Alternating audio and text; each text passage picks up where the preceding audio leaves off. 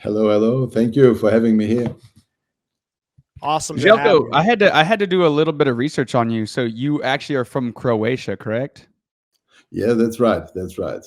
And so the proper greeting in Croatia is what? Zdravo. Zdravo, dobar dan, dobro večer. So we had a lot of things that we can do, but zdravo works as well. So you're good prepared. Yeah. Yeah. How many languages do you speak?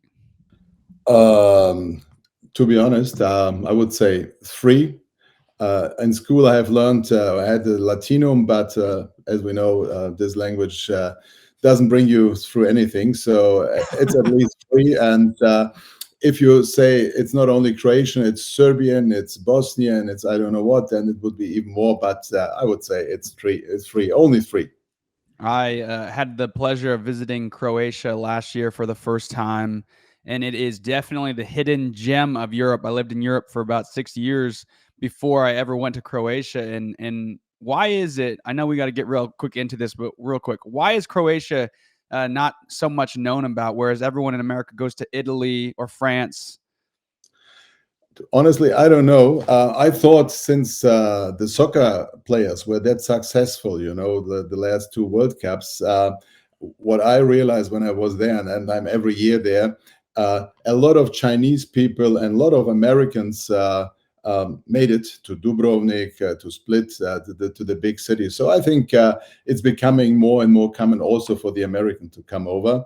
And to be honest, it's the more beautiful side of the coast of the Adria than on the other side. So I would always recommend to everybody to move looking forward on the left side and to Croatia. There we go. Croatia, a country that's trending in the right direction. And another thing that's trending in the right direction is our lovely football league, the European League of Football. And Jelko, you are here today because you've got a pretty special announcement. We'd like to turn it over to you to talk a little bit about what this announcement is and what the people have to look forward to.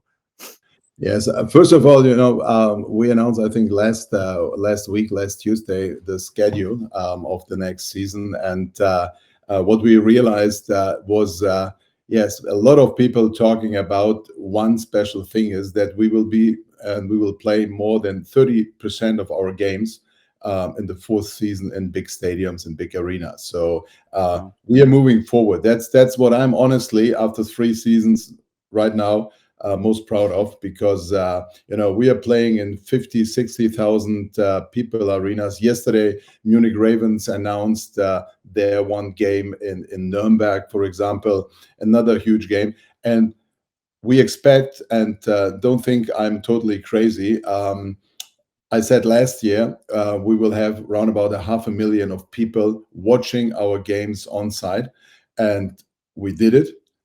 We were close to 500,000.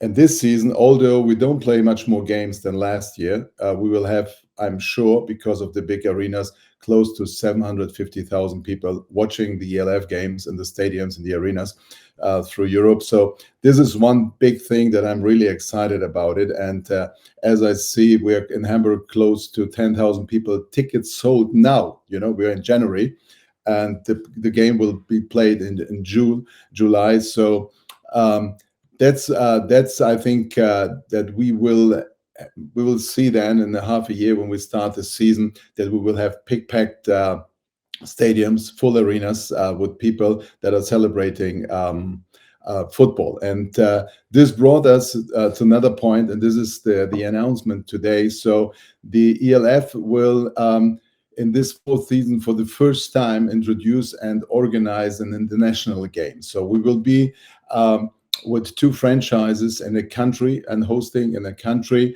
that is not known for a franchise so far. So they're just inviting us. We will be there. We will play a game, a regular season game. It's not an exhibition game. It's a real regular season game. And I promise you, we will announce more about it, which teams will play, which will the home team be, and what was the guest team. But one thing that I can say today, we will announce this next Wednesday. And the other thing is, I promise you, this will be one of the biggest parties after the championship game, because everything around it and everything what what we just discussing with the host in this country. What was that warm and warm welcomed that we expect really to be there at 2 or 3 days party celebrating American football. This is absolutely massive, huge news for the league. Really, really exciting. So we'll find out a little bit more next week, you said. Chat right now, you guys feel free to put your predictions in, what country you think it's going to be in, who's going to play in that. Feel free to give us your predictions there. Željko, this is huge. Why is this the move for the ELF right now? What do you hope to get out of an international game? So what we said from the very beginning, and don't forget, 3 years ago, we started and we had 8 teams together. It was hard enough to bring these 8 teams together. Now, we are starting the 4th season with 17 teams from 9 countries. This is a huge progress. This is great from this standpoint, but this is not the end point. So what we are doing is, we always said we want to have a league with 24 teams and want to play in at least 15 European countries to cover all of our nice Europe with American football and bringing out the vision of American football and the ELF to all countries in Europe. So, and to do so, and just to promote American football and to see the enthusiasm from the people outside there, that's the reason for these international games that we will go on now from this season on, and just promoting this game in these countries and see if we maybe start with another franchise in this country or in other countries. But from the distribution standpoint, it's really necessary and important to take this vision out and to bring American football to countries where never a regular season game was played or never American football on a high level was played. That's our goal for this year. That's so great. That's something that Nick and I have always been so excited about. Obviously, we played football and we've gone all around the world to play football. Can you share a little bit about why you personally are so interested in seeing American football go around Europe? I always said, from my perspective, it's a lot of work through a season, and as you can imagine, it's not always funny, and it's not always eating sweets when preparing the season. So it's real hard work. But remember our last championship game in Duisburg, and normally if you're in other stadiums, and even at the Super Bowl, I was there often, once the referee whistles and the game is over, let's say 50% of the crowd moves out of the stadium. That's normal, and even at the time when Brady was winning his Super Bowl, 50% was out and another 50 was standing there and let's say saying hello to Brady when he got his championship ring. But in our case, last year in Duisburg, 10 minutes after the game, no one went out of this, and and they were singing, not because we put in the music, so they were singing from their own side, so ein wunderschöner Tag wie heute. This was my moment of the year, and this was something, not only my moment, I was really proud of, because 32,000 people came in. They were watching for 3 hours a game. Most of them arrived at 12, so they were at the end 8 hours on the Sunday there and were not moving and singing.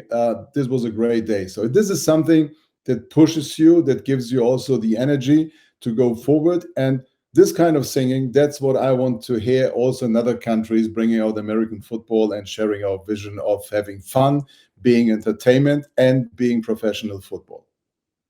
Wow, Željko, that's awesome, man. And that's it. That's exactly what is so special about American football here in Europe. And on that day, I remember that was a crazy thing, because just like you said, it's not, you don't really see that in the States with games, but we're seeing that here in Europe, and it's a monumental thing what you guys have done, getting this league started and getting it to this point. And it is just a very exciting time for American football in Europe. And you're a huge part of that, and a huge thanks goes to you. So thank you so much for that. Thanks for sharing today with us this exciting information, and that people can stay tuned, because on Wednesday we'll get some more details for the international game, first ever international game for the European League of Football. Željko, thank you so much for joining us today on the show. Thank you very much, and have fun with the show today. Thanks.